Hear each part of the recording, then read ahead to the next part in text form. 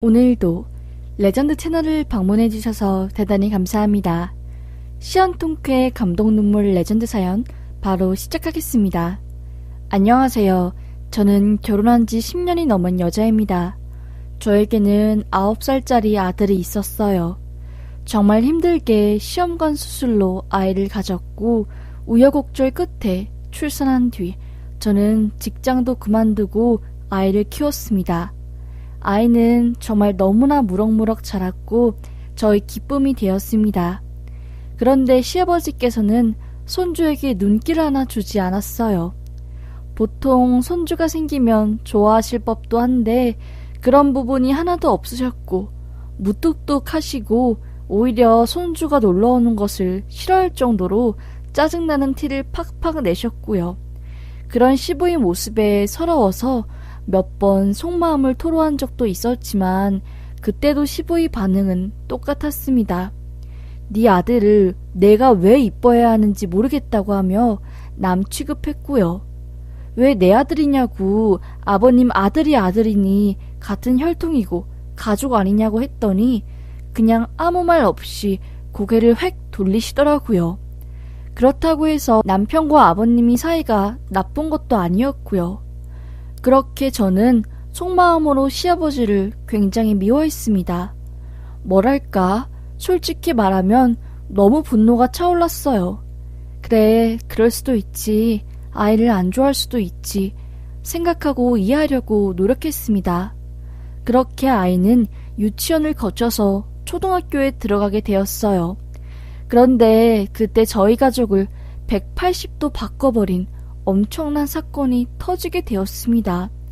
아들은 그날 학교 끝나고 피아노 학원을 가기로 되어 있었어요.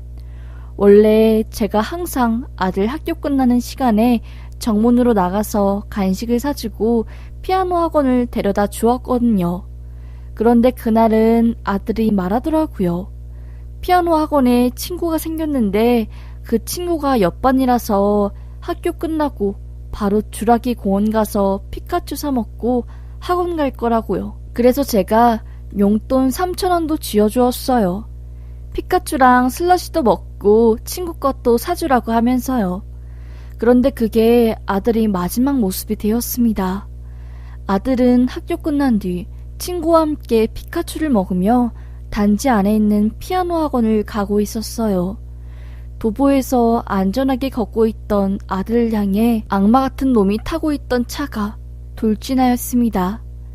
아들은 그 자리에서 그 차에 박아 즉사였고 옆에 있던 친구는 골반뼈와 척추 아래 부분이 완전히 으스러져 혼수 상태에 빠졌고요. 삐용삐용 하는 소리와 엄청나게 소란스러운 바깥 상황이 제가 있던 아파트까지 다 들릴 정도였습니다. 저희 집에서 바로 그 사건 현장이 보였고 저는 이게 무슨 일이야 하고 그냥 지켜보고 있는데 자세히 보니 그 도보 위에 쓰러져 있는 아이의 옷차림이 제가 아침에 아들에게 입힌 옷과 똑같은 겁니다. 순간 온몸에 쥐가 나는 듯한 기분이 들면서 에이 아닐 거야 하면서 손을 부들부들 떤 채로 아들에게 전화를 걸었어요. 그런데 아들은 전화를 받지 않았습니다. 가디건을 걸치고 저 사건 현장으로 가봐야겠다고 생각이 들어 엘리베이터를 잡은 순간 저에게 전화가 오더라고요. 땡땡군 어머님이시냐고 빨리 성모병원으로 오시라고 하면서요. 저는 그때 직감했어요. 저 사건의 주인공이 내 아들이 맞구나 하고요. 살았냐고 죽었냐고 빨리 말해달라고 말하니 아무 말이 없더군요. 아직 병원에 가서 의사의 정확한 진단 하에 사망 판단을 내릴 수 있는 거고 일단은 병원으로 오시라는 말뿐이었습니다. 결국엔 내 아들이 죽었다는 소리였지요. 그렇게 저는 택시를 타고 아들이 있다는 병원으로 갔어요. 병원 가는 길에 사고가 난 사건 현장을 지나쳤고 그곳에는 제가 아들 입학식 때 사준 파워레인저 파란색 가방이 떨어져 있었고 피로 흥건하게 도로를 덮었습니다. 그걸 보자마자 꾹 참았던 눈물이 택시에서 터지고 택시기사는 무슨 일이냐며 계속해서 절 달래었지요. 저는 하늘이 노래지는 기분이 무엇인지 그때 알았습니다. 황급하게 들어간 병원에서 이미 아들은 싸늘한 주검이 되어 있었고 의사들과 의료진이 만류해도 전 아들의 모습을 보지도 못했어요. 너무나 처참한 모습으로 하늘을 떠나버린 아들의 모습에 저는 차마 무어라 말을 하지 못했습니다. 그저 병원이 떠나가라 눈물을 흘릴 뿐이었어요. 그때 연락을 받고 온 남편이 병원에 도착했고 남편이 저보다 먼저 영안실로 들어가 아들을 보았습니다. 영안실 안에서 들려오는 남편의 고함소리와 흐느끼는 울음소리에 저는 입술을 자근자근 깨물며 버틸 수밖에 없었지요. 온몸에 진이 빠진 채로 영안실을 나온 남편은 고개를 저으며 제가 아들이 마지막 모습을 보는 것을 극도로 말렸습니다. 온 가족이 만류해 어느 정도 아들의 모습이 정리된 후 입관식 날 아들을 보는 것으로 했어요. 그렇게 입관식 날 아들의 모습을 본 저는 모든 것을 포기할 수밖에 없었습니다. 아들이 장례를 치르고 저희 부부의 삶은 거의 땅끝까지 추락해버렸습니다. 남편은 극심한 우울증과 공황장애로 계단을 내려가다가 털썩 주저앉아 엉엉 울기를 수십 번, 저는 너무나 심한 불면증으로 인해 일주일에 10시간도 자지 못해 환청과 환영이 들릴 정도였습니다. 그때 남편이 또 한 번 쓰러지게 되었어요. 저는 공황 증세인 줄 알고 약을 갖다 주었지만 증상이 다르다고 숨이 이상하게 안 쉬어진다고 119를 불러달라고 남편이 요청하더라고요. 그렇게 급하게 구급차를 타고 가 남편은 온갖 검사를 다 받게 되었고 충격적인 진단 결과를 마주하였습니다. 급성 요독 증세로 신장에 큰 이상이 있다는 거였습니다. 다른 사람의 신장 이식을 받지 못할 경우 생존율은 단 5%로 엄청나게 희박한 이 확률에 저는 할 말을 잃고 말았습니다. 아들까지 잃은 마당에 남편마저 떠나보낼 수 없었기에 전 신장 이식자를 찾기 시작했어요. 그런데 가족이 아닌 이상 누가 선뜻 신장 이식을 해주겠습니까? 저는 결국 시아버님께 부탁을 했습니다. 아버님 어려운 거 알고 순서가 바뀐 것도 알지만 나 이대로 이 사람 못 보낸다고. 아버님이 신장 이식 검사 받으셔서 맞으면 우리 남편 아버님 아들한테 신장 이식 좀 해주면 안 되겠냐고 하면서요. 하지만 아버님은 정말 너무나 매정하게도 단칼에 거절하셨습니다. 절대 안 된다고, 죽어도 내 신장 줄 수 없고 검사 받지 않을 거라면서요. 저는 너무나 서운한 감정에 눈물을 멈출 수 없었습니다. 어떻게 그렇게 매정하냐고, 아들 아니냐고 하면서요. 그런데 아버님은 애써 눈물을 참으며 끝까지 단호한 입장을 보이시더라고요. 결국 남편은 신장 이식을 기다리며 하루하루 피말라가는 삶을 보내고 있었습니다. 그런데 그때 아버님께서 사망하셨다는 연락이 저에게 온 겁니다. 저는 몇 번이나 물었어요. 지금 장난치냐고. 내가 며칠 전만 해도 아버님을 만나서 이야기했는데 왜 죽었냐고. 이거 보이스 피싱 아니냐고 하면서요. 그러자 구급대원은 말하더라고요. 5층에서 추락하셨다고. 극단적 선택을 해서 주민들에게 신고가 온 거니까 빨리 오시라면서요. 그때 망치로 뒤통수를 맞은 듯 했습니다. 이게 무슨 소리인가 했지요. 하지만 현실이었습니다. 아버님은 극단적 선택을 하셨어요. 그렇게 냉정하고 감정 하나 흐트러지지 않으셨던 아버님께서 이런 선택을 하시다니 도저히 믿을 수 없었습니다. 마음을 추스릴 새도 없이 장례식을 준비해야 했어요. 저는 아버님이 너무나 미웠습니다. 그래서 장례식에 가기도 싫었어요. 남편이 아픈 몸을 이끌고 장남으로서 빈소를 지켰고 저는 너무나 가슴이 답답해 차마 빈소에 들어가지도 못하고 술 한잔 못했던 제가 편의점 앞 의자에서 깡소주를 까며 현실에서 도피했습니다. 술 한 잔만 마셔도 머리가 핑글 도는 제가 소주를 2병 이상 거의 치사량까지 마셨으니 정신 상태가 완전히 맛이 갔지요. 그렇게 늦은 밤 시각 저는 그제서야 아버님이 빈소에 들어갔어요. 빈소에 들어가자마자 보이는 아버님의 얼굴에 참았던 눈물이 터져나왔습니다. 그리고 소리쳤어요. 아버님, 어떻게 그렇게 끝까지 이기적이세요? 손주 한 번 이쁘다고 안아준 적도 없으면서 손주 죽어도 눈물 한 방울 안 흘리시던 아버님. 인간이 아닌 줄 알았습니다. 짐승도 지 자식이 죽으면 목 놓아 울어요. 애 아빠 신장 이식 좀 해달라고 검사 좀 해주면 안 되겠냐는 며느리 부탁에 죽어도 안 해준다고 하며 매몰차게 절 버리시더니 이제는 제 마음에 죄책감까지 짊어지게 하고 극단적 선택으로 끝까지 이기적으로 떠나시네요. 아버님이 그러시면 안 된다고요. 하면서 정신줄을 놓은 저는 아버님이 영정사진 밑에 있던 향초와 꽃장식 그리고 옆에 있던 촛불들을 전부 손으로 쓸어버렸습니다.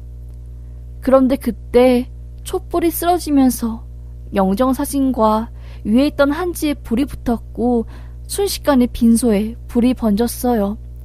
화들짝 놀란 저는 뒷걸음질을 쳤고 빈소를 지키고 있던 남편이 직원을 불러와 소화기로 불을 껐습니다. 저는 그때 너무나 죽고 싶었어요. 내가 왜 그랬지? 정말 나는 왜 이럴까? 하는 마음에 정말 남편 죽으면 나도 죽어야겠다. 난 안 되겠다. 라는 생각만 들었습니다. 그렇게 아버님 장례식을 끝내고 저와 남편은 아버님이 댁에 가서 물건들을 정리했습니다. 그런데 그때 쓰레기통에서 아버님이 일기장, 유서로 보이는 듯한 종이 뭉탱이를 발견했어요. 이게 뭐지? 하는 마음에 저는 펼쳐보았고 그 순간 차마 말을 잃을 수 없었습니다. 그 속에는 38년간 아버님이 꽁꽁 숨겨왔던 충격적 내용이 들어있었어요. 알고 보니 남편, 그러니까 아버님의 아들, 친아들이 아니었습니다. 38년 전 아버님은 평생을 중마고우로 살아왔던 친구의 부부와 어머님과 함께 여행을 갔답니다.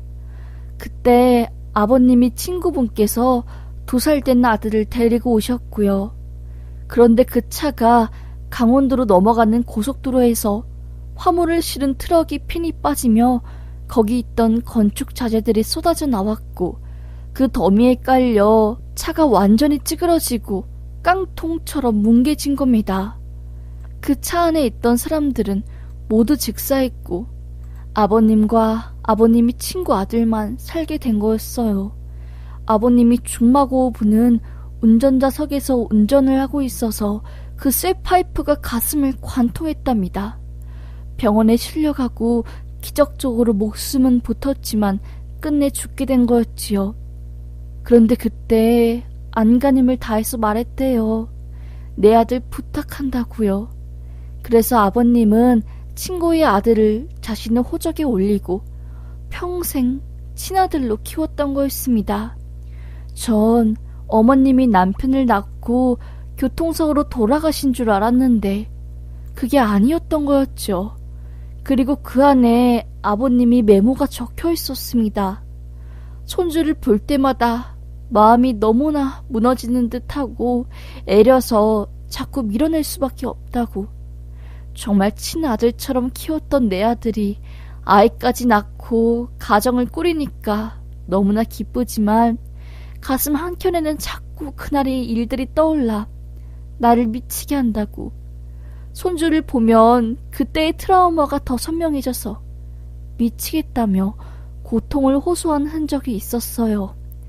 네, 아버님은 손주를 볼 때마다 그날이 트라우마가 떠올라 억지로 손주를 밀어낸 거였어요.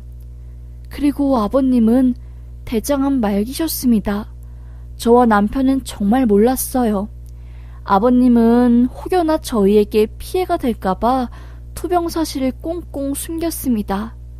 그리고 쓰레기통에 있던 약봉지를 통해서 아버님이 꽤 오랫동안 우울증을 앓고 계셨다는 것도 알게 되었습니다. 대장암 말기를 앓고 있던 아버님은 신장 이식을 할래야 할 수가 없었던 상황이었고, 신장 이식 검사를 하면 유전자와 피 검사를 할 게 뻔하니 그 과정에서 친아들이 아닌 것을 들통나게 될 것이고, 자식을 잃은 아들에게 또 다른 충격을 줄까봐 애써 저에게 모질게 대하며 저를 밀어낸 거였습니다. 결국 아버님은 끝까지 저희를 속일 수 없다고 판단을 하셨는지 스스로 목숨을 저버리게 된 거였고요. 아버님이 숨겨진 이야기에 저와 남편은 정말 눈물을 쏟으며 땅을 치고 후회했습니다. 저는 마음이 너무나 아팠어요. 세상에 이렇게 눈치 없고 못된 며느리가 또 있을까 생각했습니다. 죄책감에 숨을 쉴 수 없었습니다. 그때 아버님이 일기장에서 종이 한 장이 툭 떨어졌어요. 그건 아버님이 저와 남편에게 죽기 전에 쓰신 마지막 편지였습니다.